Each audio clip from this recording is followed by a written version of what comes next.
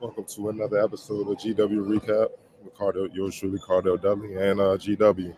They improved to 2-0 on the season with a 95-89 win over William and Mary. It was a tough go at it in the first half where William and Mary was bombing away from three. GW's having a problem dealing with their misdirection cuts and that three-point shooting, just to be clear with that. Um, what kept GW in the game was they were getting to the line. William and Murray couldn't really defend them, so GW stayed close with free throws. But William and Murray's three-point shooting in the first half was enough for them to have a lead nearly going into the half. But at the end, a surge from GW led by Max Edwards in a three, then getting a steal, uh, throwing it ahead to Trey Autry, who scored to give them the lead, and then securing another steal right before the half, and it gave GW a 43-42 lead, as well as the momentum heading into the second half. In the second half, James Bishop woke up, um, as he normally does. Some people were worried after his first game, but I knew he was in cruise control because GW pretty much had a game in hand from the opening tip. But I knew he would wake up whenever it was needed, and he had 11 points at the half. He finished with 32 for the game. That pretty much tells you about what happened. 15 to 16 from the free throw line, 8 to 18 from the field. He had 5 rebounds and 5 assists. He was just James Bishop. I call him the A-10s, James Harden, the good parts of James Harden. Not going to get into that, but I call him that for a reason. He can kill you in multiple ways, and he's improved defensively from last year as well, which was a primary focus, talking to Caputo before the season started. He did what, for me, I honestly expect him to do. Max Edwards was excellent as well. He had 13 points and 6 rebounds at the half. Finished with 15 points and 11 rebounds, including clutch free throws down the stretch to keep them out ahead when William and Mary is making a late run late in the game when the GW was having a problem. We were struggling to inbound the ball, dealing with William and Mary's full court press. Along with his 15 points and 11 rebounds, Max Edwards also had 2 steals, and a block as well, which he's been lights out to begin the season, man. His growth is just clear. He's more confident than ever.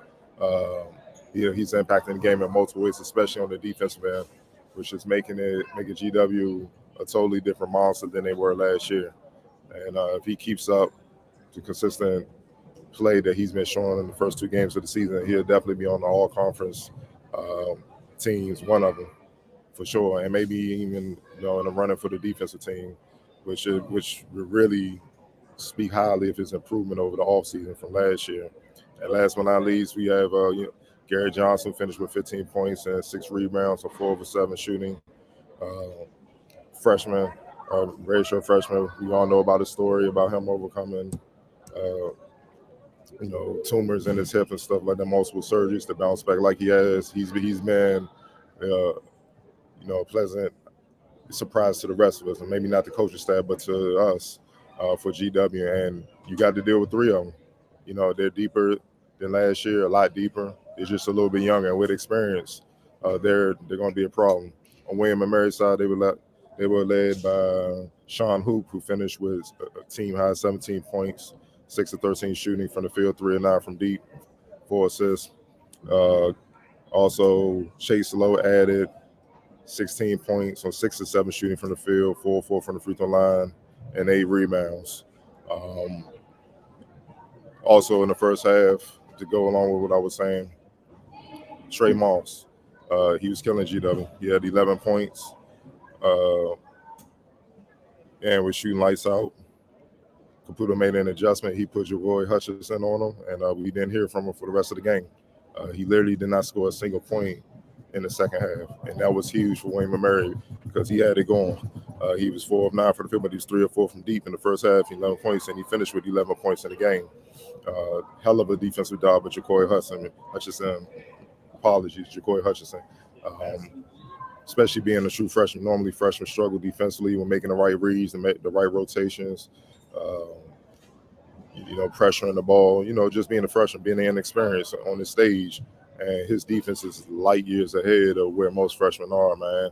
and you can already see that he's one of their defensive stoppers. When the guard is giving them trouble, as in what Moss was doing, that's a guy that Caputo can rely on to come in and kind of cool him off, and he did just that, man.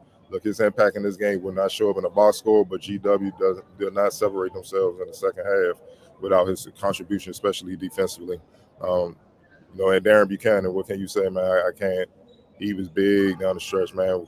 The key steals, clutch free throw shooting, and then the second half, just, man, putting his head down, get to the basket and scoring, saying they can't guard me. Simple as that. Sometimes it just come down to that. Sometimes it's just that simple. And he did that. They really couldn't stay in front of him. He's either had the strength advantage or the quickness advantage, one way or the other, depending on the matchup. And he helped Bishop close the game. He had 2 points at the half. 2. Finished with 13 points on 4 or 5 shooting, 5 or 6 from the free throw line, and a team high 3 steals. Very sure freshman in his own right. Can't ask for much a better contribution, man. And that's what I mean about their depth, man. They a lot of guys can get in the game and impact and make a solid impact on both ends, and a great deal. And you never know whose night it's going to be. We all know the primary focus is going to be on James Bishop game in, game out. So and Max Edwards, he's proven himself as well, on our rookie team. And the way he's starting out the season, he very easily could be in the running for an all-conference team this year along with Bishop. But, the other guys will have to step up and do their damage and make an impact as well for GW to get back to where they want to be. And it's challenging for A-10 titles and trying to get to the tournament, man. So all in all, great win. GW's 2-0. Be back here next game. I believe they play. Give me 1 second. Possibly maybe on the road. Next game. Oh, no, they're back at home Tuesday against Hofstra, 7 p.m. So see you all then. This is Man GW Rico. Thank you for joining me.